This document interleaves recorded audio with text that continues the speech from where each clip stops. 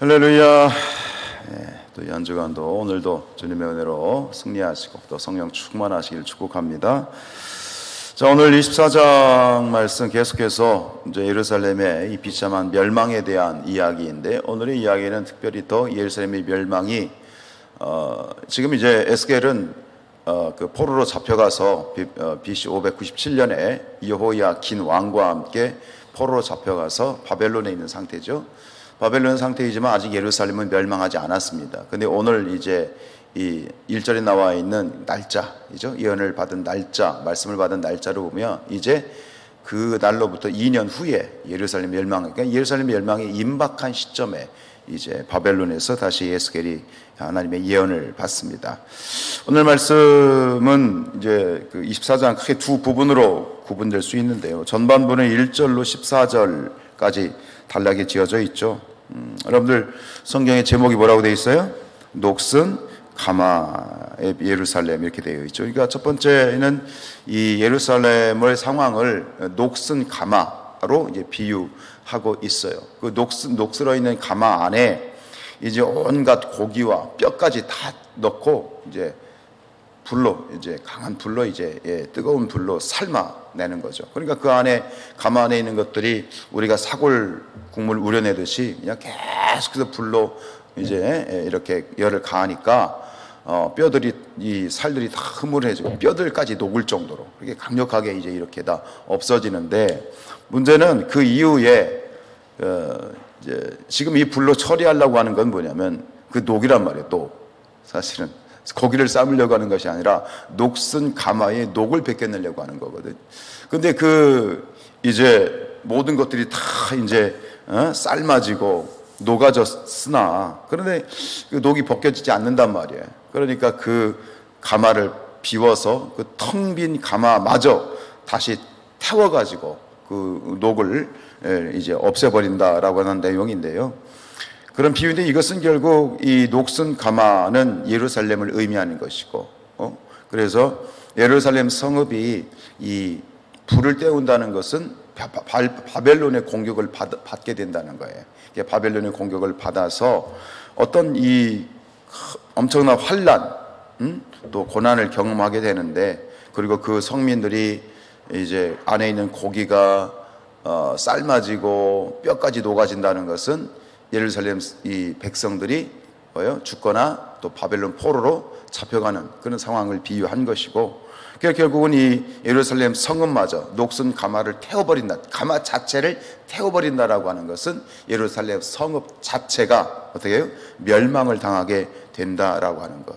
그리고 그 녹이 이제 거기서 말하는 녹은 뭐예요? 죄를 말하는 거예요. 녹은 죄를 말하는 것이고, 그 죄마저 다 이제 그걸 아예 가마를 태워버림으로 말미암아, 가마 자체를 쇳덩이를 태워버림으로 말미암아 예루살렘의 죄를 그렇게 도말하게 된다라는 이런 비유입니다. 두 번째 15절로 마지막 27절까지는 이것은 이제 그 행위 예언이죠.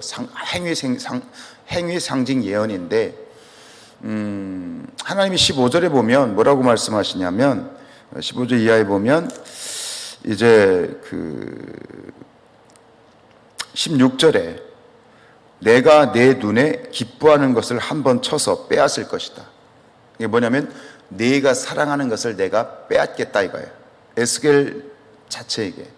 근데 거기서 말하는 하나님이 에스겔에서 빼앗겠다고 말씀하신 에스겔이 사랑하는 것, 그게 뭐죠? 아내입니다. 아내. 아침에 야, 내가 너에게서 네가 사랑하는 것 한 가지를 내가 빼앗아 갈 거야 그랬는데, 아침에 예언을 했는데 저녁에 보니까 누가 죽었어? 자기 아내가 죽은 거예요. 그러니까 하나님 말씀하신 에스겔에서 빼앗아간 그 사랑하는 것은 사랑하는 아내를 말합니다. 그런데 뭐라고 말씀하시냐면, 네 아내가 죽어도, 지금 아내라고 말씀을 안 하셨어요. 네가 사랑하는 것을 내가 빼앗아 가도 너는 절대로 슬픔을 내색하지 마라. 그 슬픔 때문에 뭐 고글하거나 뭐 입을 가리거나 이런 거가 슬픔을 전혀 내색하지 말라. 평상시와 똑같이 그냥 그렇게 행동하라라고 그런 말씀하셨는데, 이 에스겔이 저녁에 보니까 아내가 죽었네. 아내가 사랑하는 아내가 죽었음에도 불구하고 전혀 슬픔을 내서 가지 않는, 왜? 하나님이 그렇게 말씀하셨기 때문에 그런 어떤 상징으로, 행위로 예언을 하게 되는 거예요. 결국 이 전반부에 나와 있는 녹슨가마의 비유나 그리고 뒤에 나오는 아내의 죽음과 그로 말미암아진 그의 상징적인 행위 하는 이 모든 예언은 결국은 지금 예루살렘의 멸망이 임박했다라고 하는 것을 이제 나타내는 그런 예언인데, 그것을 또 역사적으로 증명하는 것이 1절이에요. 1절에 보면 이 예언을 받은 날이 며칠이에요? 아홉째 해, 열째 달, 열째 날. 이 아홉째 해라고 하는 것은 바벨론으로 이제 잡혀온 지 아홉째 달. 바벨론으로 잡혀온 것이 597년이에요. 597년으로부터 아홉째 9년이 지난 상태가 몇 년이냐면 BC 588년. 그리고 예루살렘이 멸망하는 해가 몇 년이죠? 586년. 그러니까 이 예언을 받은 그 날로부터 2년 후에 이제 예루살렘이 완전히 멸망을 당하는, 그러니까 이 예루살렘의 멸망이 임박해 있는데, 여기서 우리가 주목해야 되는 건 뭐냐면 바로 이 해, 이 588년에 어떤 일이 벌어졌냐면 바벨론의 느부갓네살 왕이 예루살렘을 완전히 포위합니다. 그날입니다. 그러니까 이 예언을 받은 날이 느부갓네살이 예루살렘을 이제 멸망시키기 위해서 완전히 포위한 그날 예언을 받은 거예요. 2절에 보세요. 인자야 너는 날짜 오늘 곧 오늘의 이름을 기록하라. 오늘의 이름이라니까 오늘 날짜를 기억하라는 거예요. 그날이 뭐예요? 바벨론 왕이 오늘 예루살렘에 가까이 왔느니라. 느부갓네살 왕이 바벨론을 포위한 바로 그날을 의미합니다. 결국 이러한 어떤 이 느부갓네살 왕이 그 예루살렘을 포위한 바로 그 시점에, 바로 그날 이 예언을 받은 그날이 예언을 받은 날이라고 하는 요것을 이제 기록하고 우리에게 보여주는 이유는 뭐냐면, 이 예루살렘의 멸망이 결코 우연에 의한 것이 아니다. 그리고 뭐 강대국들의 어떤 외교적인 역학관계에 의해서 되어진 일이 아니다. 결국 이 모든 일은 누구의 섭리? 하나님의 뜻에 따른, 하나님의 섭리에 따른 하나님의 엄정한 심판에 의한 결과라는 것을 정확하게 보여주시기 위한 그런 하나님의 그런 이 계획과 또 섭리 안에 있는 것이죠. 근데 오늘 말씀 읽으면서 오늘 여러분들도 뭐 어쩔지 모르겠지만 이 지금 그 두 번째 단락에 있는 이야기, 아침에 하나님 말씀하셨어요. 야, 내가 이제 네게서 사랑하는 것을 빼앗을 거야. 너 슬퍼하거나 내색하지 마. 그리고 그 이야기를 백성들에게 선포를 했어요. 15절에 보면 예언을 받았으니까 또 선포를 했는데 저녁에 아내가 죽었단 말이에요. 한번 생각해 보세요. 이게 참 이 선지자로서의 그러한 어떤 이 에스겔의 사명이라고 하는 것이, 그 사명을 감당한다는 것이 때로는 인간적으로 봤을 때 감당하기 어려운 희생을 감수해야 되는 그러한 사명의 자리임을 확인할 수 있어요. 근데 이것은 에스겔에게만 그런 것이 아니라 앞에서 우리가 봤던 예레미야도 그렇고 뒤에 보게 될 호세아도 마찬가지예요. 즉 호세아 잘 아시겠습니다만 이 호세아의 경우 이제 호세아를 통해서 하나님께서 이스라엘 백성들에게 전했던 메시지가 뭐예요?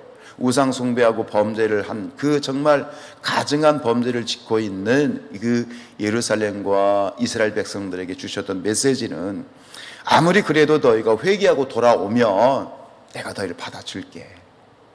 지금은 정말 말로 다 할 수 없는 죄를 짓고 죽어 마땅한 그런 죄악을 짓고 있지만 회개하고 돌아오면, 그래도 회개하고 돌아오면 받아줄게 라고 하는 메시지를, 그 메시지가 호세아의 주된 메시지였어요. 근데 그것을 보여주기 위해서 하나님은 호세아에게 어떤 희생을 감수하게 하십니까? 창녀를 아내로 맞으라는 거예요. 고멜이라고 하는 창녀를 누가 다 알아, 모든 사람들이 다 아는 고멜이라고 하는 창녀를 아내로 맞이하게 하셔요. 그리고 그를 용납해야 했고, 또 누구의 자식인지도 모르는 아이를 셋이나, 자기 자식은 아니지, 누구의 자식이, 남의 자식이, 어떤 놈의 자식인지 모르는 자식을 셋이나 길러야 됐던, 그게 뭐 하루 이틀입니까? 1, 2년이면 아니요, 평생을. 그러니까 호세아의 이 삶은, 가정은 평생 그렇게 어떤 삶의 모습으로 이제 예언을 했죠. 그것을 오늘 24절에 말씀하고 있는 거예요. 24절에 뭐라고 말합니까? 이같이 에스겔이 너에게 표징이 되리니 그가 행한 대로 너희가 다 행할지라. 결국은 에스겔의 이 삶이 하나님의 말씀의 표징이 되는, 결국 삶이 표징이 되기 위해서는 자신을 거부하고 희생을 감수해야 되는. 예레미야는 어떻습니까? 예레미야도 마찬가지죠. 이 바벨론에 의해서 이제 너희가 패망을 당할 텐데, 그러나 이방으로 이제 포로로 잡혀간 이후에도 너희가 다시 돌아와서 이 땅을 차지하게 될 거야 라고 하는 그 메시지를 전하기 위해서 에스겔로 하여금 사촌의 땅을 사게 합니다. 아니, 지금 내일 모레면 망하는데, 내일 모레면 완전히 망해서 포로로 다 끌려가는데 땅을 사라고 하는 거예요. 비싼 돈을 주고 땅을 사도록 하고, 또 한 가지는 예레미야로 하여금 하나님께서는 너 결혼하지 마, 독신으로 살아, 이런 어떤 이 명령을 주셨고, 예레미야는 삶으로 그것을 이제 희생을 하게 되어지는 것이죠. 여러분, 선지자, 여기 에스겔이나 예레미야나 호세아나 말씀드렸던 선지자들만 그런 게 아니에요. 오늘 말씀을 받는 우리도 마찬가지죠. 우리의 삶이 표징이 돼야 돼요. 이 시대의 표징. 아멘입니까? 우리가 신앙이라는 것은 말로 되는 게 아니에요. 말로 신앙을 사는 게 아니에요. 거창하게 우리가 설교자가 설교를 이 강단에서 아주 멋들어지게 혹은 굉장히 이 신금을 울리는 그런 설교를 할 수 있어요, 사실. 그러나 신앙이라고 하는 것은 그런 말이 신앙이 아니라, 신앙은 뭐가 신앙이에요? 삶이 신앙이 돼야 돼. 입으로는 멋들어지게 거창하게 한번 들으면, 처음에 들으면 혹한 그런 거지만, 결국 신앙이라는 건 삶으로 드러나야 되고, 삶으로 살아내야지만 그것이 표징이 될 수 있는 것. 사실 그게 어려운 거지. 그렇게 살아내는 것이 어려운 것이지요. 여러분, 이것은 결국 무슨 얘기입니까? 오늘 우리 그리스도인들의 삶이 하나님의 말씀을 전하는 그런 시대의 표징이 되는 그런 삶이 될 것을 오늘 말씀은 우리에게 그렇게 도전하시는 것 같습니다. 권면드리는 것은 우리의 삶이, 여러분의 삶이, 저와 여러분의 삶이, 우리의 삶이 하나님의 메시지가 되기를 원합니다. 삶이 하나님의 말씀이 되기를 원합니다. 그리하기 위해서는 우리의 삶이 하나님의 말씀과 일치되는 삶을 살아야 되겠죠. 하나님의 말씀과 부합되는 삶을 살아야 되겠죠. 이게 뭡니까? 이게 세상과 구별된 삶이에요. 세상에서는 말 따로 행동 따로 해도 그렇게 크게 문제가 되지 않지만, 우리가 하나님 앞에서는 말과 행동이, 언행심사가 말씀과 일치되어져야 그것이 올바른 삶이고, 왜냐하면 그걸 통해서 하나님의 말씀이 세상 가운데 전해지고 또 그리스도가 나타날 수 있으니까요. 그게 거룩이에요. 그게 거룩하다는 것은 다른 것이 아니라 세상과 구별된 삶을 사는 것, 말씀대로 사는 것. 내 말이 뭘든 내 생각부터 달라져야지. 내 생각이, 내 말이, 내 행동이, 손짓 하나 발짓 하나가 말씀이 되어져야 되겠죠. 여러분, 오늘 그런 삶을 살아낼 수 있기를 원하고, 우리의 일평생의 삶이 말씀이 되는, 삶이 시대의 표징이 되는 그런 저와 여러분의 삶이 될 수 있기를 주님의 이름으로 축복합니다.